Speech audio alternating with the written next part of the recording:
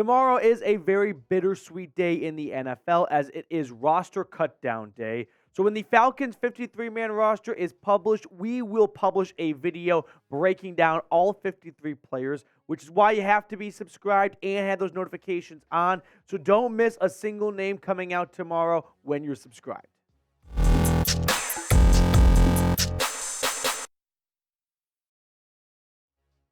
Coming up on today's show, I pinky promise that this time is our final 53-man roster projection. I think it's the third time that we have said it's our final roster projection, but this time I mean it because tomorrow is the big day, 4 o'clock Eastern. Terry Fontenot and Arthur Smith have to collaborate on 53 players for the initial Falcons 53-man roster, and so that is what I am rolling with here. So with that, let's jump into some of the cuts that we have already seen be made, and that includes Jalen Mayfield, a third-round pick out of Michigan not too long ago, cornerback Bless Austin, defensive tackle Justin Ellis, and defensive lineman along with the cornerback Delonte Scott or edge rusher, whatever it is. So with that being said, let's jump into it, starting with the two quarterbacks I have making the roster, Desmond Ridder and Taylor Heinicke. Logan Woodside might make a roster spot, but I think he's going to be on the practice squad. I don't think Atlanta is concerned about someone claiming him off of the waiver wire. So my prediction is two quarterbacks on the 53-man roster. Now, if I could borrow 30 extra seconds of your time, can we all just huddle up for a moment and go, was playing Desmond Ridder in the starters for just one series maybe a bad idea? I'm a little worried that this new group of offensive players, including a brand new starting quarterback to start the year, maybe should have gotten some more preseason reps. And we might see this group get off to a bit of a slow start. Hopefully it does not, loom over for very long. But I am a little bit concerned / very concerned, I guess, that the starters should have gotten some more preseason reps and we might see a slow start in the season. Moving on to the running back room, I've got Bijan Robinson, Tyler Allgeier. Cordarrelle Patterson is a bit of a tough nut to crack because he's slowly going to start practicing again. At least that is what Arthur Smith said. But if he does end up on short-term IR, well, they have to wait until after Tuesday to make that move. And then you will see a roster move made once Patterson goes to short-term IR and opens up a roster spot, which leads me to my number 6 player. I don't think he's on the roster currently. There might be someone who makes the initial 53-man roster just to get waived a day later once the Falcons claim a running back. I think you should keep your eyes on Atlanta, adding another running back if Cordarrelle Patterson is going to miss some more time.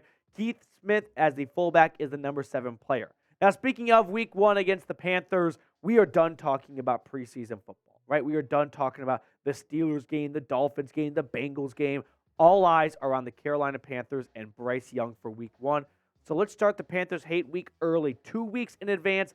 FKR, FCAR, F the Carolina Panthers. Spam that in the chat right now if you can't wait for week 1.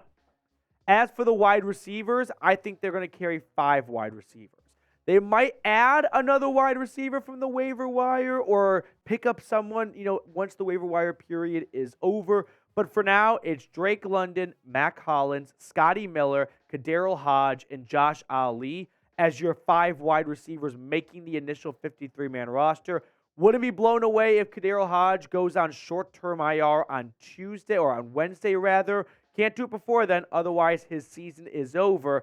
But then they might add another wide receiver because this wide receiver room, well, there's no more Julio Jones or Jarvis Landry coming through the door to save the season, right? Unless they do a midseason addition because of injuries, it comes down to these top 4 guys. Drake London, Mack Hollins, Scotty Miller, and KhaDarel Hodge, who, the numbers speak for themselves, don't have a ton of career experience. And Drake London is no doubt the most talented of the bunch. But the Falcons are going to need someone to step up, right? Whether that's Mack Hollins, whether that's Scotty Miller in the slot, whether that's KhaDarel Hodge in the red zone. It can't just be the Drake London show. You just can't be that one-dimensional. And if you want to see a lot from Desmond Ridder and not just have him be a professional handoffer, you're going to need more than one good wide receiver. Mack Hollins has had some good training camp and brief preseason moments. Hopefully we see someone take a big leap at the start of the season. Now, on to the offensive line. I've got Jake Matthews, Matthew Bergeron, Drew Dalman, Chris Lindstrom, Kaleb McGary, and this is where it gets a bit hazy. Tyler Vrabel, Josh Miles, Ryan Neuzil, and Jovaughn Gwyn. With Mayfield already cut, those 4 players, no offense to them, they just don't look like 53-man NFL roster locks. I wouldn't be blown away if Atlanta takes their starting 5 and then like Neuzil, and maybe Vrabel or Miles or Gwyn, one of the 2 of those guys, cut the rest, and then try and build the rest of your offensive line depth through the waiver wire or signing players elsewhere. I just don't think Atlanta is done to shaping up their offensive line. I think they are going to be looking to add some more pieces after the roster cutdown day and look league-wide and go, okay, so the Seahawks, the Bears, and the Jets all cut these players. They are better than our backup offensive linemen. Let's go get them.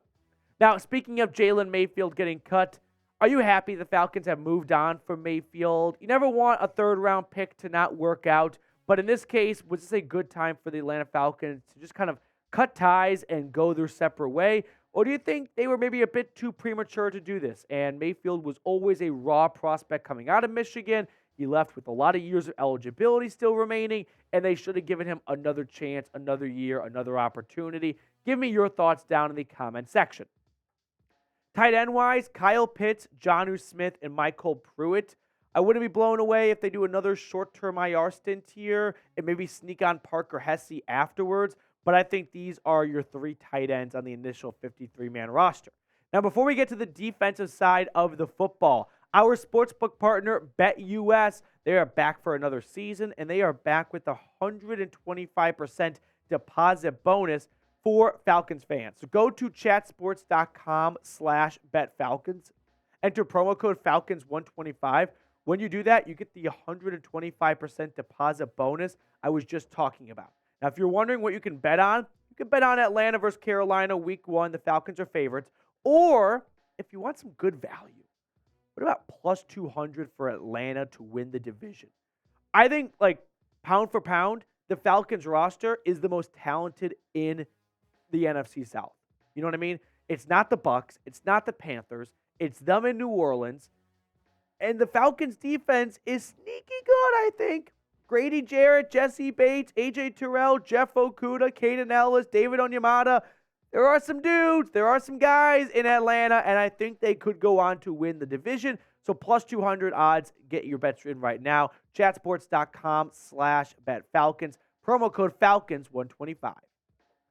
Looking at the defensive line, I've got 6 guys making it. Grady Jarrett, David Onyemata, Calais Campbell, Zach Harrison, Timmy Horne, and Taquan Graham. Taquan Graham is banged up, so maybe he also is a candidate to go on short-term IR after the roster cut-down day, and then that frees up a roster spot, and then Gaziano comes back or London comes back, but for now, I've got these 6 guys making it. Linebackers, Bud Dupree, Kaden Elliss, Troy Andersen, Arnold Ebiketie, Lorenzo Carter. Those 5 guys, all locks to make the roster. I think Tae Davis has earned a roster spot. Nate Landman has earned a roster spot, and D'Angelo Malone is kind of that next best edge rusher. Definitely a lot on Troy Andersen's shoulders going into year 2, which makes me wonder, after moving on from a more veteran player like Mykal Walker, could the Falcons also be looking to add some more depth on the interior side of their linebacker room? I say that just because I saw Christian Kirksey, who was a team captain for the Texans, get cut earlier today. What if Atlanta goes that route? What if they're like, hey, just in case of an injury to Troy Andersen or Kaden Elliss, we want to have some more inspiring depth on our linebacker room, and Christian Kirksey could be great for that role. Corners, here's what we got. A.J. Terrell, Jeff Okudah, D. Alford, Mike Hughes, who is injured and also could be one of those short-term IR candidates, Clark Phillips, Cornell Armstrong, and Trey Flowers, with Darren Hall being cut. I didn't like cutting Darren Hall, and with all the injuries in the cornerback room, maybe they take on an extra corner and they take away a spot from the offensive line, for example. But if Hughes does go on short-term IR, I could see Darren Hall quickly getting the call back and being signed to the active roster. Now, let me know, do you have any surprise cuts? Jalen Mayfield was our surprise cut that we have talked about on this channel for quite some time. But let me know if you think there is someone out there that everyone else is sort of putting in pencil or maybe even pen on the roster. And you're like, I'd get the eraser out. I don't think that guy is as concrete as you all think he is to make the roster. Safeties, I've got Jesse Bates, Richie Grant, Jalen Hawkins, and maybe they roll with just 4 safeties. And if that's the case, it's a battle between DeMarco Hellams and Micah Abernathy, and I think DeMarco Hellams has probably earned that roster spot. Or Atlanta goes, why don't we just take the best 53 football players, and if we have some overlap at some positions, so be it. But we want to get all these guys on our roster, and so Hellams and Abernathy, in my eyes, both make the roster under those circumstances. And then to round it out, the special teams unit, Younghoe Koo, Bradley Pinion, and Liam McCullough are your 3 special teamers that make the roster. So that is my final 53-man roster, but I did it my way because I still have some wiggle room knowing there are going to be players who make the initial 53-man roster just to get put on short-term IR the next day, or there are guys who might make the initial 53-man roster, and then they are waived, unfortunately, the next day because the Falcons claimed someone else on the waiver wire, and they like that guy more. So definitely keep your head on a swivel. Just because the initial roster comes out tomorrow does not mean that's going to be the final roster. A lot of dust has to settle. There will be a lot of moves over the next 72 hours. So subscribe because the Falcons will be adding and cutting players like it's their job, because it is their job. So make sure you don't miss a single roster move when you're subbed to the channel. That's going to do it for us on today's show. Thank you so much for tuning in. We will sign off, and we will see everyone tomorrow, 4 o'clock Eastern.